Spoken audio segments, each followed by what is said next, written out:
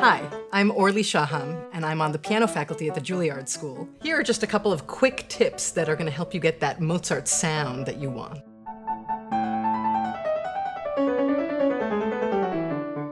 I once got these stretches from Fleisher. These really help me get my fingers moving. So instead of just stretching against your thumb, which is also a good thing to do, and you can do that with every one of your fingers, nice slow stretches, never to any pain, just a little bit leaning in. One of the things he taught me is you should never try to stretch between fingers. That's very dangerous. You could really hurt yourself. However, you can stretch one finger up and one finger down. And there's nothing wrong with that. There's no damage you can cause. It's between joints. It's a part that really can just stretch out. And I've been doing this for years. It's actually changed the shape of my hand in a very good way. So the way I do that is I start with my pinkies out and my fourth finger in. And I just gently lean into that stretch, trying to basically make a parallel line. This is why I use the white keys. So they're sort of parallel to each other. That's fifth finger up, fourth finger down. The next thing you need to do is fourth finger up, fifth finger down. And you can feel that stretch. And I would start, when you're doing these the first times, do them one hand at a time, so you're sure you're really doing the right thing and you're really stretching in the right directions. You don't want to be messing with your hands. You want to make sure you're doing this right. But as you get comfortable with it, you can do it with both hands. I leave that fourth finger up and I put the third finger down. So we had already stretched between the fourth and the fifth finger, and now we're stretching between the fourth and the third. And then I switch and put the third up, leave the fourth down. I leave that third finger where it is and put the second finger down instead and stretch on that. And again, we're going for this sort of straight line on the whites of the keys. And then I take the second finger up, put the third finger down. And never to any pain. You just stretch a little bit, tiny little bit before you practice every single day. And I guarantee you, it might take a while, but it will change your hand. It gave me a bigger reach. And then between 2 and 1, the same thing. You can stretch this because this is just webbing between the fingers. So there's nothing that you can hurt by doing this. Hello out there in YouTube land. If you're enjoying this video, don't forget to like and subscribe and ding that little bell so we can notify you when we have new ones. What you're watching is part of my much longer course on all of Mozart's piano sonatas, which is available on the tonebase premium platform. Just follow the link in the description to join tonebase and check it out for yourself. And now, back to Mozart. Such a big part of playing Mozart is the trills, right? So it was decades before I learned that you could use this fingering, which is so much easier than any other fingering I'd ever done. We all start with 3-1 as our trill. It's helpful to learn 3-2, and I'll show you in a minute how you can do that. But one way that you can get a 3-2 trill spinning is by starting on 3-1. That helps you push your wrist forward, which will get it spinning a little bit faster. And then coming out of the trill, this Nachschlag, a lot of us do this, but in fact, if you just use 1-3-2, it has that same benefit. It gets the wrist moving forward. So you're actually using the wrist for half of the work. So your fingers only have to do half the work. You'll spin your trills so much faster this way. It's a great fingering to learn. I highly recommend learning it. Don't wait till your 30s like I did. One of the things that helped me the most with my trills over the years is actually an exercise by Brahms. I absolutely adore Brahms's 51 piano exercises. I think they're brilliant, and they tackle every aspect of what you need as a pianist, very much in an exercise form. They're not intended as beautiful pieces. They're sort of mechanical, but also musical. So this exercise for trills, it uses every trill combination of neighboring fingers that you could have.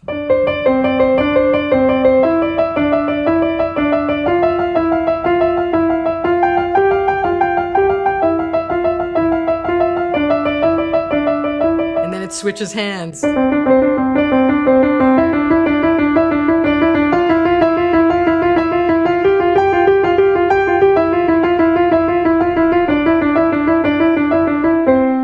you can imagine this. 1-2 is pretty strong. 2-3 is not so bad. 3-4 begins to weaken, and 4-5 is so hard to do. And the hardest one to do, of course, is 4-5 in the left hand. So I've taken that exercise as just a little bit of a warm-up every day for years and years. And I start kind of slowly.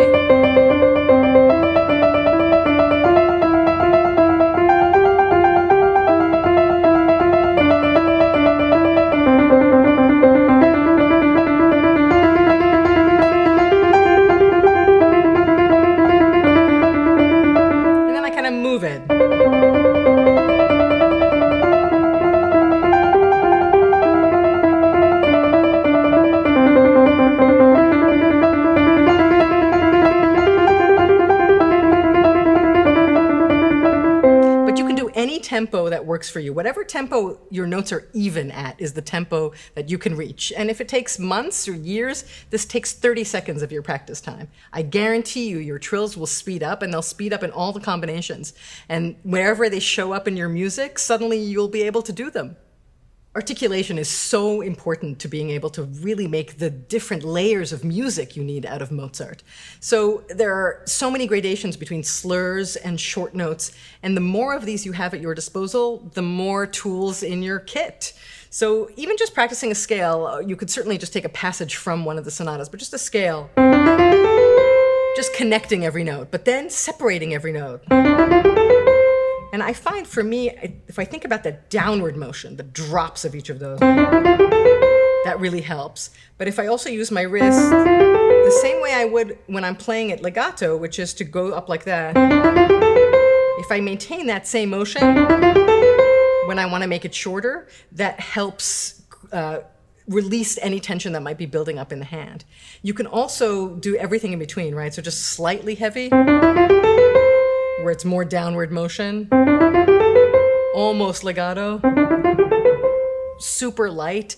And it's really good to practice with a variety of these. These would be like different bow strokes for a string player. They're so important in Mozart, and being able to have that articulation is important in both hands. Sometimes even in Alberti bass, you can play it legato,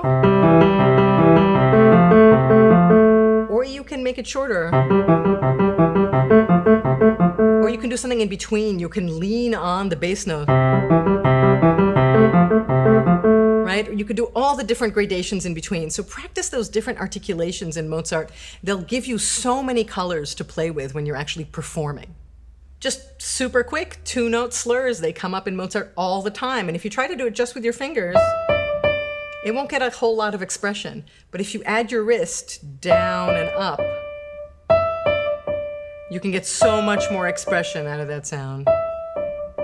Changes in color. Play around with how it sounds. It's always about how it sounds to your ear. That's what determines everything else. So other than the elephant in the room, which is the fact that I'm using a modern piano to play, there's also the question of pedal.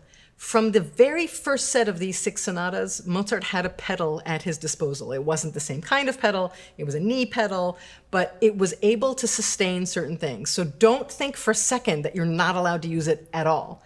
However, it wasn't doing what we're doing now, what we're capable of sustaining now. So you need to use it very judiciously. One place, for example, where I struggle with how much pedal, and I go back and forth on this, the opening of the A minor sonata. I think it could benefit from that thick sound, but it could be.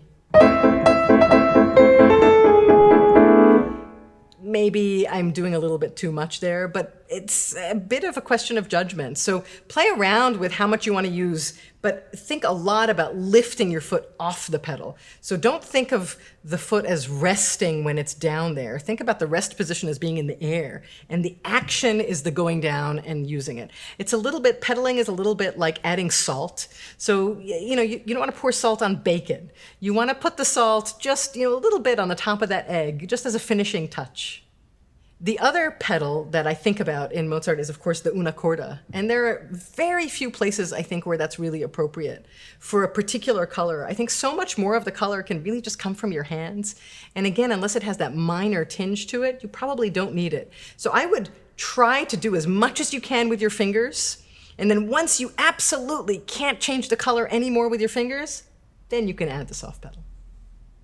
Okay, so now you know all this stuff. At the very beginning of this course, we talked about how Mozart is all about play.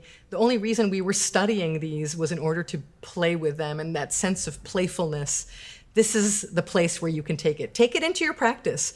Go play around with movements that you don't otherwise want to perform. Find little spots and think about all of these things that you've learned, all of these qualities of sound that you want to get out, the emotional expression, and just play around with how can you get it out of your body and into the piano. The reality is, if you can imagine it, you will figure out a way to actually play it. But first you have to have really a clear, vivid imagination, understanding what it is you'd like to convey. So go, explore, have fun with Mozart, take all this knowledge, and just enjoy playing around with it.